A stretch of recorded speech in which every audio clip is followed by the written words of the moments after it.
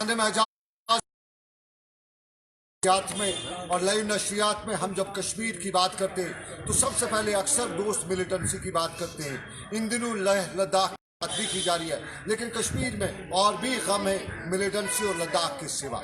अवाम के लिए कभी कहा जाता था कि विकास होगा, और 5 अगस्त की तारीख बदलने के बाद ये भी बताया जा गया था कि बड़ा विकास होगा, लेकिन वो विकास का घोड़ा अभी कहीं नहीं चल सका है। लेकिन कंट्रावर्सीज और सियासत यहाँ तालीम को लेकर बराबर होती रही है, और अब भी हम तालीम को लेकर देख रहे हैं कि सियासत करनी जा रही है। श्रीनगर के प्रेस क्लब का आज का वाक़ा और श्रीनगर के प्रेस क्लब में आज के वाक़े ने हमें ये कहने और सोचने पर मजबूर कर दिया है कि कुछ हमारे दोस्त हैं, कुछ हमारे शहर में ऐसे लोग भी हैं जो प्राइवेट स्कूलों के नाम पर सियासत, यानी तालीम के नाम पर सियासत करना चाहते हैं। ये वाक़ा श्रीनगर के आज के प्रेस क्लब में वाक़ा पेश आता है, और ये वाक़ा पेश इस तरह से आता है कि यहाँ एक पेरेंट्स एसोसिएशन नाम का एक ग्रुप आता है, और वो यहाँ पे एक फंक्शन कर रहा है, और फंक्शन के दौरान ये कोशिश की जा रही है कि क्या फीस के मामला को लेकर क्या कुछ किया जाए। लेकिन इसके साथ ही एक दूसरा ग्रुप भी आ जाता है, और वो भी देता है, और ये नारेबाजी करने वाले ग्रुप और उस ग्रुप के असल मुद्दात फैसला ये था कि एक ग्रुप जो अंदर कॉन्फ्रेंस कर रहा था वो बता रहा था कि फीस देनी है और उन्हीं को देनी है। जो ग्रुप था जो नारेबाजी ज्यादा कर रहा था, उनका यही कहना था कि फीस प्राइवेट स्कूलों में बिल्कुल नहीं देनी है।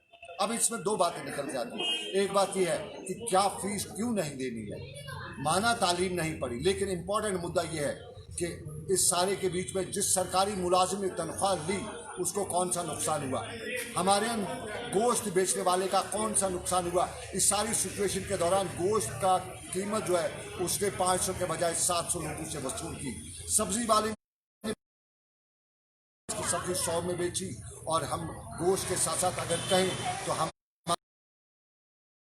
वो 120 का चिकन 200 रुपये में बेचा गया।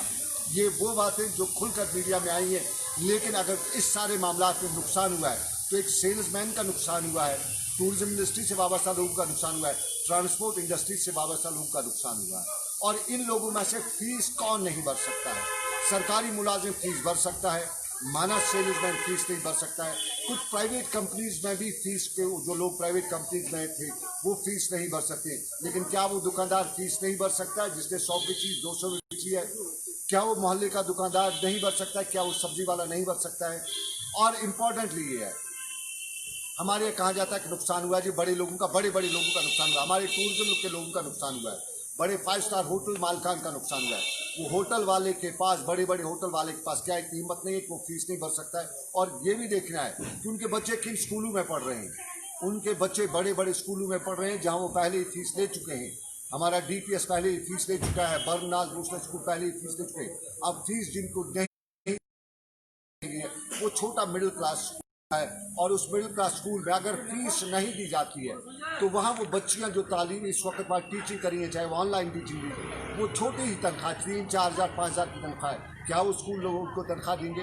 तो एक मुद्दा ये, और इस मुद्दे के साथ साथ दूसरा, हम फीस नहीं देंगे तो क्या ये प्राइवेट स्कूल चल पड़ेंगे? तो कहें हमारे सरकारी स्कूलों में भी एजुकेशन नहीं है, प्राइवेट स्कूलों में किसी हद तक एजुकेशन है, तो क्या ये कोई वो मामला तो नहीं है कि हम बिल्कुल फीस नहीं देंगे तो प्राइवेट स्कूलों को ही बंद कराएंगे? तो जब ये प्राइवेट स्कूल बंद हो गए तो हमारी एजुकेशन का क्या होगा? कहीं ना किसी हद तक कह सकते हैं प्राइवेट स्कूल में हमारे एजुकेशन आ रही थी, तो वो एजुकेशन का क्या होगा? कहीं कश्मीरियों को इस सारे सियासत करते हुए एजुकेशन से दूर रखने की कोई साजिश तो नहीं की जा रही है। और इस सारे के बीच में हमारे यहाँ सियासतें बहुत होती हैं, और उन लोगों से गुजारिश है कि सियासत अगर करें बाकी मुद्दों पे करें। यहाँ बहुत कुछ है सियासत करने के लिए, एजुकेशन पे सियासत ना करें। ऑलरेडी हमारा एजुकेशन सिस्टम डिरेल हो चुका है, और आज जो लोग सियासत कर रहे थे, जो इस सारे मामले को लेकर सियासत कर भी रहे, उनके लिए हम ज़रूर कहना चाहेंगे कि खुदारा होश के नाखुन लीजिए, क्योंकि अभी बहुत कुछ देखना पड़ सकता है। और आज के इस मुद्दे में 2 ही बात हम कर सकते हैं कि ऑनरेबल हाई कोर्ट का हुक्मनामा है कि फीस भरनी है। अब लोग मजबूर भी हैं फीस भरने के लिए, लेकिन उन स्कूलों से कि उसी से फीस ले जहाँ अगर कोई भरने की ताकत नहीं रख सकता है, वो आपको आता है, आपके पास आता है, तो उससे कंसिडर करें। अगर वो नहीं भर सकता, हो सकता है बड़े लोग भी, वाइट कॉलर के कुछ लोग भी इन हालात में फीस नहीं भर सकते होंगे, तो ये ज़रा देखने की गुजारिश है प्राइवेट स्कूल एसोसिएशन के लोगों से भी, वो टीचर्स से भी, वहाँ के स्टाफ से भी, और लोगों से भी गुजारिश है जिनके बच्चे इन स्कूलों में पढ़ रहे हैं कि वो भी देखें अगर वो फीस दे सकते हैं तो फीस क्यों नहीं देंगे। अगर दे सकते हैं, अगर नहीं दे सकते हैं तो फिर बात बन सकती है, लेकिन जो दे सकता है वो क्यों नहीं देगा? हो सकता है कल ऊपर वाला इसी हिसाब से आपकी पकड़ भी करे। तो फिर फिलहाल श्रीनगर से लाइव नशियात में बस इतना ही। मुझे मेरे साथी फिरदौस अहमद के साथ दीजिए इजाज़त। 6:30 बजे फिर होगी आपसे मुलाकात। आप रखिए अपना ख्याल। अल्लाह हाफिज़।